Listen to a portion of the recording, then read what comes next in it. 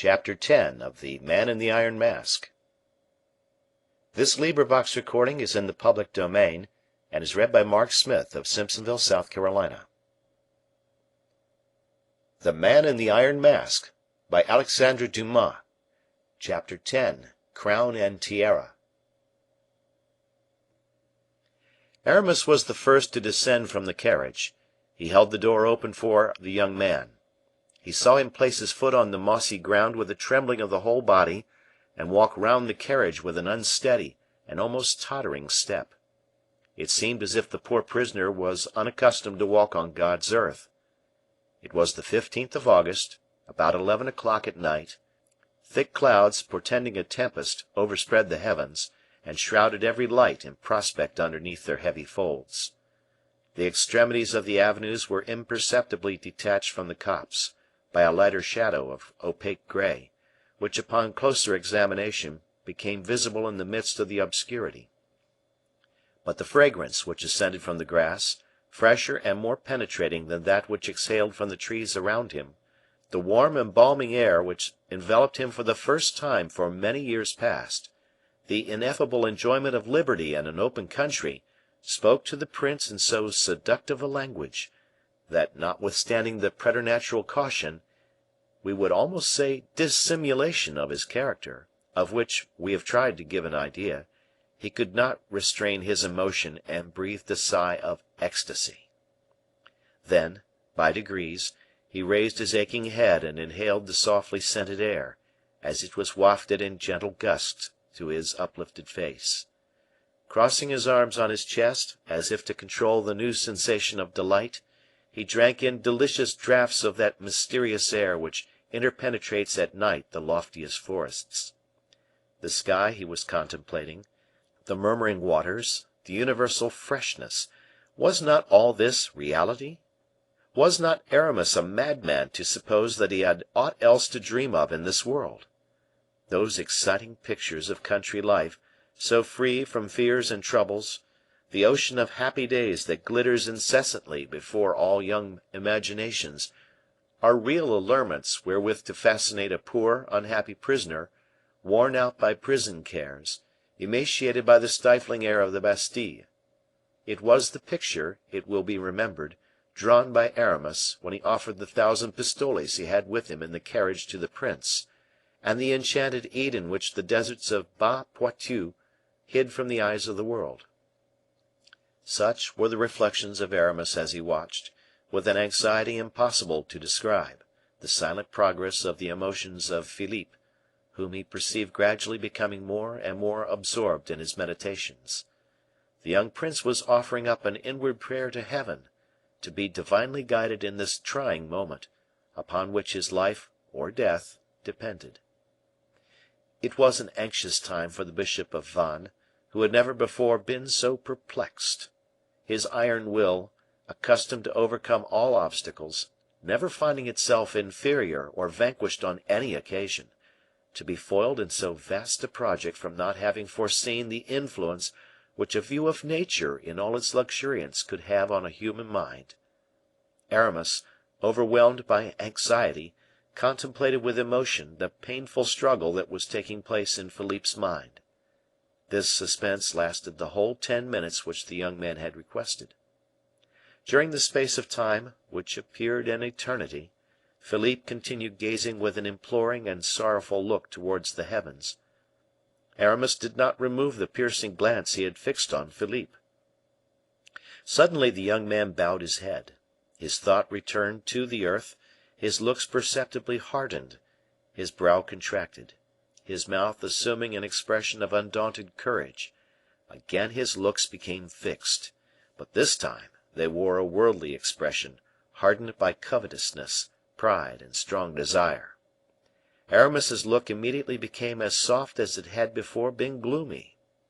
Philippe, seizing his hand in a quick agitated manner, exclaimed, "Lead me to where the crown of France is to be found."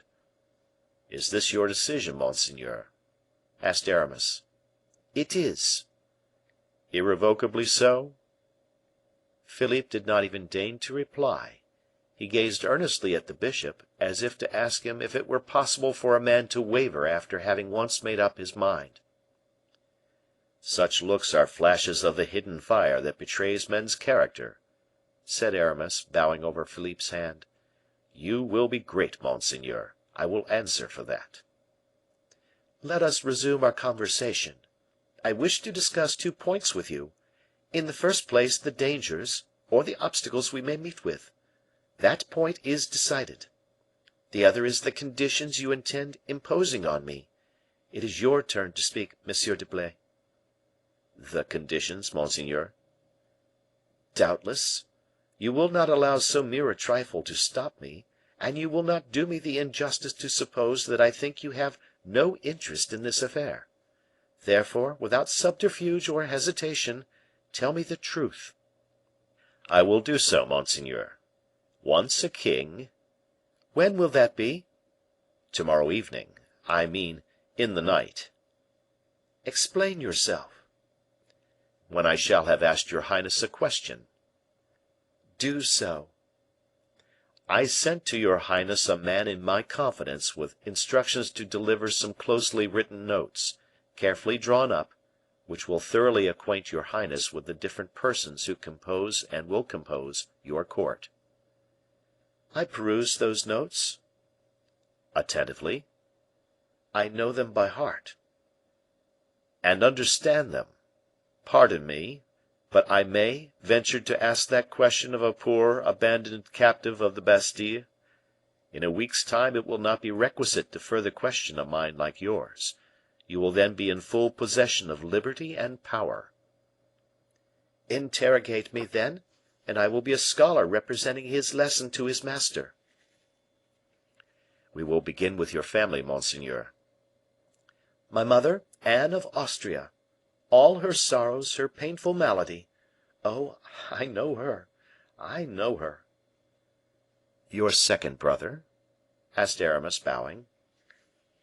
"To these notes," replied the prince, "you have added portraits so faithfully painted that I am able to recognize the persons whose characters, manners, and history you have so carefully portrayed. Monsieur, my brother is a fine, dark young man, with a pale face. He does not love his wife, Henrietta, whom I, Louis XIV., loved a little, and still flirt with, even although she made me weep on the day she wished to dismiss Mademoiselle de la Valliere from her service in disgrace." "You will have to be careful with regard to the watchfulness of the latter," said Aramis. "She is sincerely attached to the actual king. The eyes of a woman who loves are not easily deceived." "She is fair, has blue eyes, whose affectionate gaze reveals her identity. She halts slightly in her gait. She writes a letter every day, to which I have to send an answer by M. de Saint Aignan." "Do you know the latter?" "As if I saw him, and I know the last verses he composed for me, as well as those I composed in answer to his." "Very good. Do you know your ministers?" "Colbert, an ugly, dark browed man, but intelligent enough, his hair covering his forehead, a large, heavy, full head, the mortal enemy of M. Fouquet." "As for the latter, we need not disturb ourselves about him." "No, because necessarily you will not require me to exile him, I suppose?" Aramis, struck with admiration at the remark, said, "You will become very great, monseigneur." "You see," added the prince, "that I know my lesson by heart, and with Heaven's assistance, and yours afterwards, I shall seldom go wrong." "You have still an awkward pair of eyes to deal with, monseigneur." "Yes, the captain of the musketeers, Monsieur d'Artagnan, your friend." "Yes, I can well say my friend." "He who escorted La Valliere to Le Chaillot, he who delivered up Monk, cooped in an iron box, to Charles II., he who so faithfully served my mother, he to whom the crown of France owes so much that it owes everything. Do you intend to ask me to exile him also?" "Never, sire. D'Artagnan is a man to whom, at a certain given time, I will undertake to reveal everything. But be on your guard with him, for if he discovers our plot before it is revealed to him, you or I will certainly be killed or taken. He is a bold and enterprising man." "I will think it over. Now tell me about M. Fouquet. What do you wish to be done with regard to him?" "One moment more, I entreat you, monseigneur, and forgive me, if I seem to fail in respect to questioning you further." "It is your duty to do so. Nay, more than that, your right." "Before we pass to M. Fouquet, I should very much regret forgetting another friend of mine." "M. du Vallon, the Hercules of France, you mean? Oh, as far as he is concerned, his interests are more than safe." "No, it is not he whom I intended to refer to." "The Comte de la Fere, then?" "And his son, the son of all four of us." "That poor boy who is dying of love for La Valliere, whom my brother so loyally bereft him of? Be easy on that score. I shall know how to rehabilitate his happiness. Tell me only one thing, Monsieur d'Herblay. Do men, when they love, forget the treachery that has been shown them? Can a man ever forgive the woman who has betrayed him? Is that a French custom, or is it one of the laws of the human heart?" "A man who loves deeply, as deeply as Raoul loves Mademoiselle de la Valliere, finishes by forgetting the fault or crime of the woman he loves, but I do not yet know whether Raoul will be able to forget." "I will see after that. Have you anything further to say about your friend?" "No, that is all." "Well, then, now for M. Fouquet. What do you wish me to do for him?" "To keep him on as superintendent, in the capacity in which he has hitherto acted, I entreat you." "Be it so; but he is the first minister at present." "Not quite so." "A king, ignorant and embarrassed as I shall be, will, as a matter of course, require a first minister of state." "Your majesty will require a friend." "I have only one, and that is yourself." "You will have many others by and by, but none so devoted, none so zealous for your glory." "You shall be my first minister of state." "Not immediately, monseigneur, for that would give rise to too much suspicion and astonishment." "M. de Richelieu, the first minister of my grandmother, Marie de Medici, was simply bishop of Lucon, as you are bishop of Vannes." "I perceive that your royal highness has studied my notes to great advantage. Your amazing perspicacity overpowers me with delight." "I am perfectly aware that M. de Richelieu, by means of the queen's protection, soon became cardinal." "It would be better," said Aramis, bowing, "that I should not be appointed first minister until your royal highness has procured my nomination as cardinal." "You shall be nominated before 2 months are past, Monsieur d'Herblay. But that is a matter of very trifling moment. You would not offend me if you were to ask more than that, and you would cause me serious regret if you were to limit yourself to that." "In that case, I have something still further to hope for, monseigneur." "Speak, speak." "M. Fouquet will not keep long at the head of affairs. He will soon get old. He is fond of pleasure, consistently, I mean, with all his labors, thanks to the youthfulness he still retains, but this protracted youth will disappear at the approach of the first serious annoyance, or at the first illness he may experience. We will spare him the annoyance, because he is an agreeable and noble hearted man, but we cannot save him from ill health. So it is determined. When you shall have paid all M. Fouquet's debts, and restored the finances to a sound condition, M. Fouquet will be able to remain the sovereign ruler in his little court of poets and painters. We shall have made him rich. When that has been done, and I have become your royal highness's prime minister, I shall be able to think of my own interests and yours." The young man looked at his interrogator. "M. de Richelieu, of whom we were speaking just now, was very much to blame in the fixed idea he had of governing France alone, unaided. He allowed two kings, King Louis XIII. And himself, to be seated on the self same throne, whilst he might have installed them more conveniently upon two separate and distinct thrones. "Upon two thrones," said the young man, thoughtfully.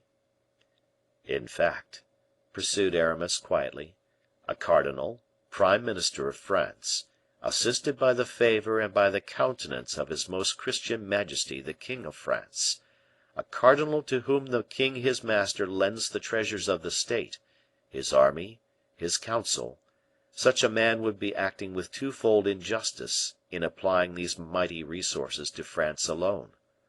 Besides," added Aramis, "you will not be a king such as your father was, delicate in health, slow in judgment, whom all things wearied.